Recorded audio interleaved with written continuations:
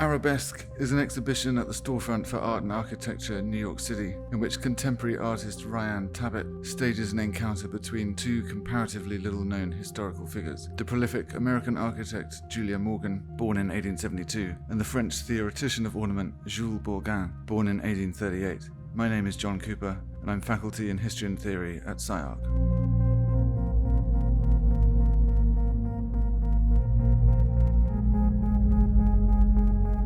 The idea of the arabesque has been theorized in different ways in architectural history as a form of ornamentation, a tendril-like interlacing of bifurcating and scrolling forms. And this idea was theorized first in the 19th century by a series of German art historians and provided a way to think about architecture in cross-cultural terms. It enabled connections between different architectural traditions, notably from the East and the West. And that provides one of the rationales for re-interrogating the idea of the arabesque and ornament in general in contemporary architecture now. And in this space, with these objects, that is exactly what is produced. New forms of relationality and interlacing between forms of material that weren't considered to have a relationship before. Ornamentation can be divided up historically into broadly two kinds. Ornament on the one hand, which is like a supplement, something which is added to architecture and that can be displaced from building to building like a property. The other idea is more like ornamentalism, or the process of ornamenting something.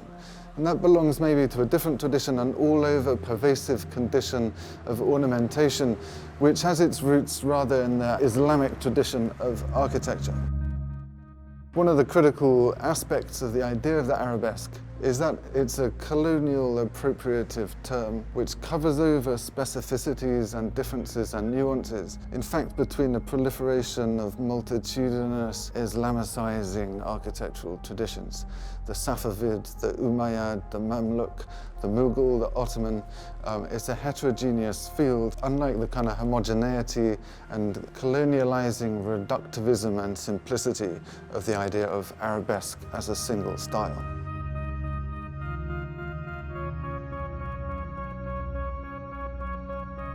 This exhibition allows us to interrogate two figures who might seem to be very far apart, but in fact share a really surprising correlation or affinity. They used a whole variety of ornaments, overlaying them on top of each other in a really exuberant and eclectic style. At the point of modernism, this was excoriated as an out-of-date 19th century style. But from our position in the contemporary moment, in a postmodern condition, we might begin to use an exhibition like this to revisit that moment and recover stories which have been anonymized by history.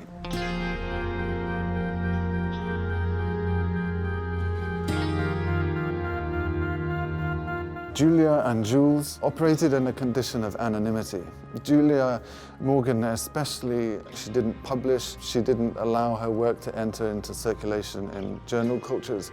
She just built and built and built. Jules Bourgoin, for other reasons, remained a subdued presence, someone whose work, for its analytical rigor and detail, was passed over in the historical record. One of the most important critical operative terms in contemporary architecture is the algorithm, and the function of the algorithm within contemporary architectural production.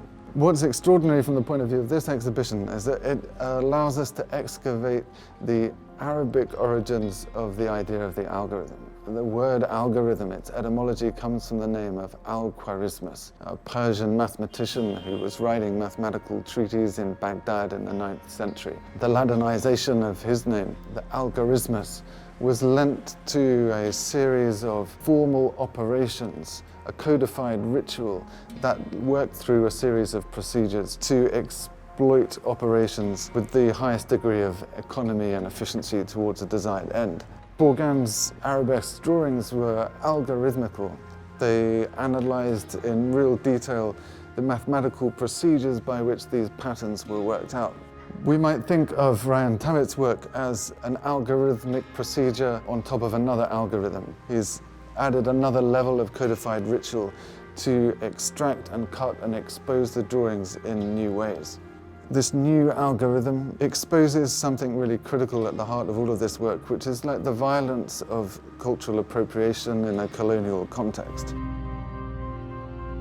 Julia Morgan and Jules Bourgoin were working in Paris in the 1890s and first decade of the 20th century. And in 1900 in Paris was staged the Exposition Universelle. The Universal Exhibition in Paris was a coming together under the auspices of a colonial regime. Within that exhibition there were model mosques which had been transported from French colonial possessions in North Africa. And so when we think about the idea of ornament, we're immediately inscribing ourselves within the global colonial circulation of architectural artifacts. When we switch then to Julia Morgan's work in California with the Hearst family, they were appropriating vast quantities of antiquities and fine works of art from all over the world. That was the context in which Morgan was commissioned to develop an architectural home. She, in that sense, was kind of complicit in the operations of translating different forms and traditions of ornament into a single edifice.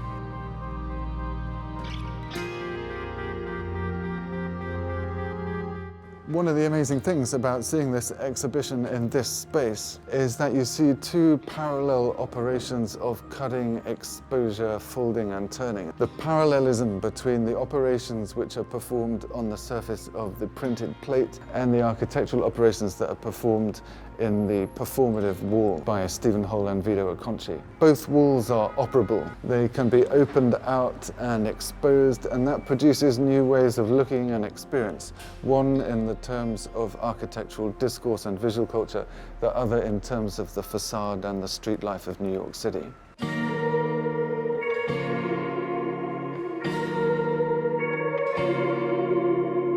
I'm Rayyane Tabet, and we are at Storefront for Art and Architecture in New York City. I started my studies in Beirut. There, most people that study architecture are the sons and daughters of architects.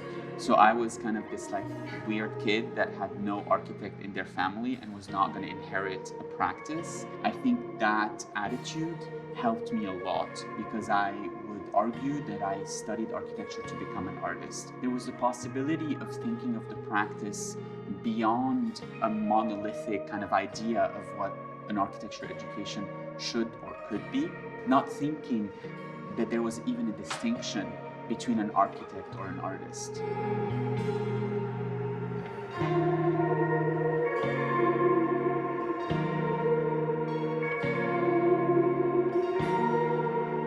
A few years ago, I came across a set of discarded redwood corbels, and the tag on them said corbels from the Julia Morgan Theater. I was very kind of intrigued by them formally, but also I honestly had never heard of Julia Morgan.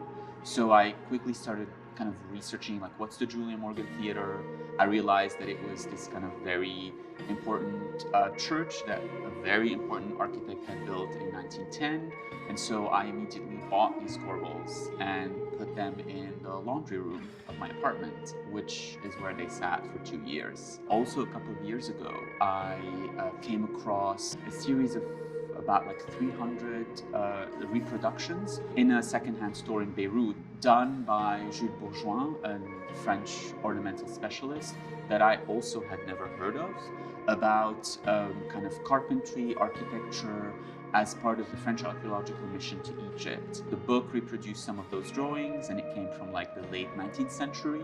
I kind of started digging more into both of those source material, and the idea is to kind of recombine or recompose both of this found material and imagine the new life for it.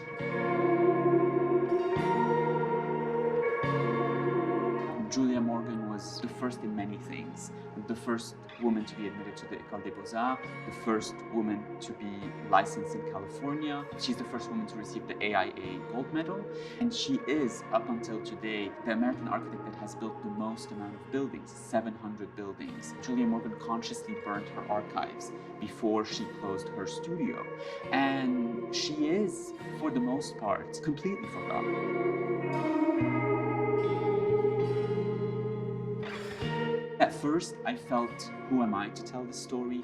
Who am I to take these corbels and appropriate them? And the more I thought about it, I realized that the gesture of appropriation could potentially have a redeeming quality.